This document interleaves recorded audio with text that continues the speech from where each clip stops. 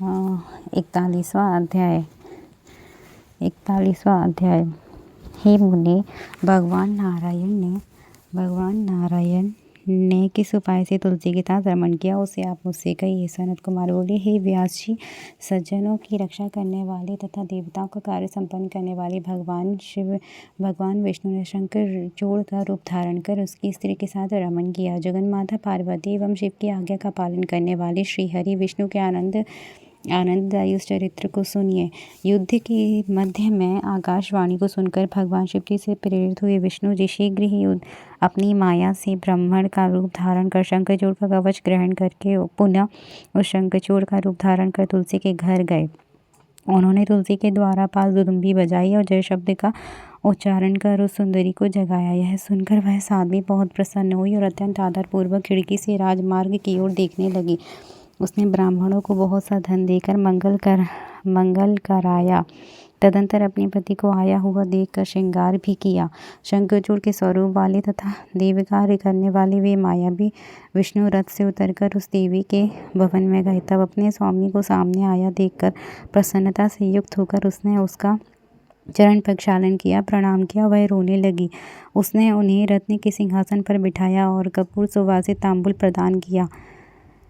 आज मेरा जन्म और जीवन सफल हो गया, जो कि युद्ध में गए हुए अपने स्वामी को पुनः घर में देख रही हूँ। ऐसा कहकर वह मुस्कुराती हुई प्रसन्नतापूर्वक तिरछी नजरों से स्वामी की ओर देखने लगी। मधुर वाणी से युद्ध का समाचार पूछने लगी। हे प्रभु, असंख्य विश्व का संहार करने वाले भी देवादिदेव शंकर ही है, जिनकी आज्ञा का पालन ब्रह्मा विष्णु आदि सभी देवता सर्वदा करते हैं। वे तीनों देवताओं को उत्पन्न करने वाले त्रिगुणात्मक होते हुए भी निर्गुण और भक्तों की इच्छा को सगुण रूप धारण करने वाले ब्रह्मा और विष्णु के भी प्रेरक हैं।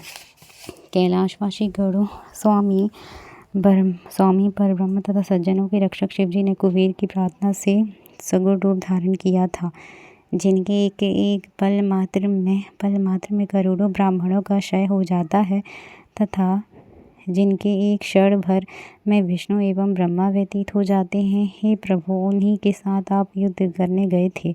आपने उन देवी सहायक सदाशिव के साथ किस प्रकार संग्राम किया? आप उस परमेश्वर को जीतकर यहाँ सकुशल लौट आए। हे प्रभु, आपकी विजय किस प्रकार हुई उसे मुझे बताइए। तुलसी किस प्रकार वचन को सुनकर शंखचूड़ का रूप धारण किए हुए रमापति हंसकर अमृत में वचन कहने लगे। श्री भगवान बोले, जब युद्ध प्रिय में समर भूमि में गया, उस महान कोलाहल होने लगा। महाभयंकर युद्ध प्रारंभ हो गया। विजय की कामना वाले देवता तथा दानव दोनों का युद्ध होने लगा।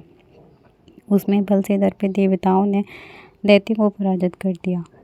उसके बाद मैंने बलवान देवताओं के साथ युद्ध किया और वे देवता पराजित होकर शंकर की शरण में गए। रुद्र भी उनकी सहायता के लिए युद्ध भूमि में आए। तब मैंने भी अपने बल से घमंड से उनके साथ बहुत काल तक युद्ध किया। ही प्रिय, इस प्रकार हम दोनों का युद्ध वर्ष पर्यंत होता रहा, जिसमें ही कामिनी सभी असुरों का विनाश हो गया। तब स्वयं ब्रह्मा जी ने हम दोनों से प्रीति करा दी। मैंने उनके कहने से देवताओं का सारे अधिकार उन्हें सौंप दिया। इसके बाद मैं अपने घर लौट आया और शिव जी शिवलोक चले गए। इस प्रकार सारा उपद्रव शांत हो गया और सब लोग सुखी हो गए। ऐसा कहकर जगतपति रमानाथ शयन किया। रमा से रमापति के समान प्रसन्नता से उस स्त्री के साथ रमण किया। उस साध्वी ने रति काल में सुख भाव आकर्षण में भी देकर सारी बातें जान ली। उसने कहा, तुम कौन हो? तुलसी बोली, तुम मुझे शीघ्र बताओ कि तुम कौन हो। तुमने मेरे साथ कपट किया और मेरे सतीत्व को नष्ट किया है, नहीं तो मैं तुमको शाप देती हूँ। तुलसी का वचन सुनकर विष्णु ने सांप के भय से लीलापूर्वक अपनी अत्यंत मनोहर मूर्ति धारण कर ली। उस स्वरूप को देखकर जिन्न से उन्हें विष्णु जानकर उनसे पातिव्रत भंग होने का कारण कुपित होकर वह तुलसी उनसे कहने लगी, हे विष्णु, आप में थोड़ी सी भी दया नहीं है। आपका मन पाषाण के समान है। मेरे पातिव्रत व्रत को भंग कर आपने मेरे स्वामी का वध कर दिया। आप पाषाण के समान अत्यंत निर्दय एवं खल हैं। मेरे शाप से आप इस समय पाषाण हो जाइए। जो लोग आपको दया सागर कहते हैं वे भ्रम में पड़े हैं, इसमें संदेह नहीं है। आपने बिना अपराध के दूसरों के निमित्त अपने ही भक्त का वध क्यों करवाया? हे व्यास जी, ऐसा कहकर शंखचूड़ की प्रिय पत्नी तुलसी शोक से विकल हो रोने लगी और बार बार बहुत विलाप करने लगी। तब उसे रोती हुई देखकर परमेश्वर विष्णु ने शिव का स्मरण किया, जिनसे संसार मोहित है। तब भक्तवत्सल शंकर वहाँ प्रकट हो गए। श्री विष्णु ने उन्हें प्रणाम किया और बड़े विनय के साथ उनकी स्तुति की। विष्णु को शोकाकुल तथा शंखचूड़ की पत्नी को विलाप करती हुई देखकर शंकर ने नीति से विष्णु को तथा उस दुखिया को समझाया। शिव जी बोले, हे तुलसी, मत रो। व्यक्ति को अपने कर्म का फल भोगना ही पड़ता है। इस कर्म सागर संसार में कोई किसी को सुख अथवा दुख देने वाला नहीं है। अब तुम उपस्थित इस दुख को दूर करने का उपाय सुनो। विष्णु भी इसे सुने। जो तुम दोनों के लिए सुखकर है, उसे मैं तुम लोगों के सुख के लिए बतलाता हूँ। हे भद्रे, तुमने तपस्या की थी, उसी तपस्या का फल प्राप्त हुआ है। तुम्हें विष्णु प्राप्त हुए हैं, वह अन्यथा कैसे हो सकता है। अब तुम इस शरीर को त्याग करते हुए शरीर धारण कर महालक्ष्मी के समान हो जाओ और विष्णु के साथ नित्य रमन करो। तुम्हारी यह छोड़ी हुई काया एक नदी के रूप में परिवर्तित होगी। वह भारत में पुण्य स्वरूपिणी गंडकी नाम से विख्यात होगी। हे महादेवी, तुम मेरे वरदान से बहुत समय तक देव पूजन के साधन के लिए प्रधान भूत तुलसी वृक्ष रूप में उत्पन्न होगी। तुम स्वर्ग, मर्त्य, पाताल तीनों लोकों में विष्णु के साथ निवास करो। ही सुंदरी, तुम पुष्प वृक्षों में उत्तम तुलसी वृक्ष बन जाओ। तुम सभी वृक्षों के अधिष्ठात्री दिव्य स्वरूपिणी, दिव्य रूप धारिणी देवी के रूप में वैकुंठ में विष्णु के साथ एकांत में नित्य क्रीड़ा करोगी और भारत में तुम गंडकी के रूप में रहोगी। वहाँ पर भी नदियों की अधिष्ठात्री देवी होकर सभी को अत्यंत पुण्य प्रदान करोगी तथा विष्णु के अंशभूत लवर समुद्र की पत्नी बनोगी। भारत में उसी गंडकी के किनारे विष्णु भी तुम्हारे शाप से पाषाण रूप में स्थित रहेंगे। वहाँ पर तीखे दांत वाले तथा भयंकर करोड़ों कीड़े उन शिलाओं को काट कर उसके छिद्र में विष्णु के चक्र का निर्माण करेंगे। उन कूटों के द्वारा छिद्र की गई शालिग्राम शिला अत्यंत पुण्य प्रदान करने वाली होगी। चक्रों के भेद से उन शिलाओं के लक्ष्मी नारायण आदि नाम होंगे।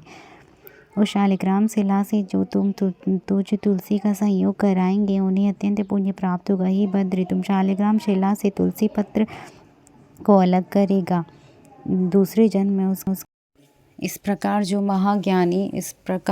महाज्ञानी शालिग्राम शिला, तुलसी तथा शंख को एक स्थान पर रखेगा, वह श्री हरि का प्रिय होगा। तुम एक मनवंत पर्यंत शंखचूड़ की पत्नी रही।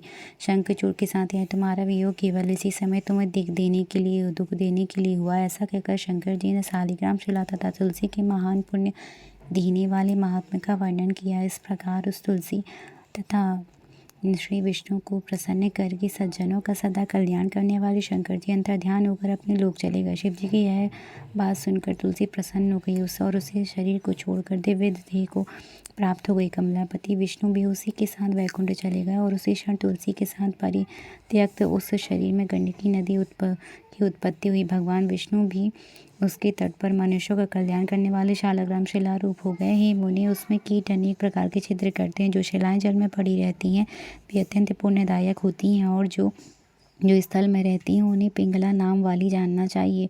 वे मनुष्य को संताप ही प्रदान करती हैं।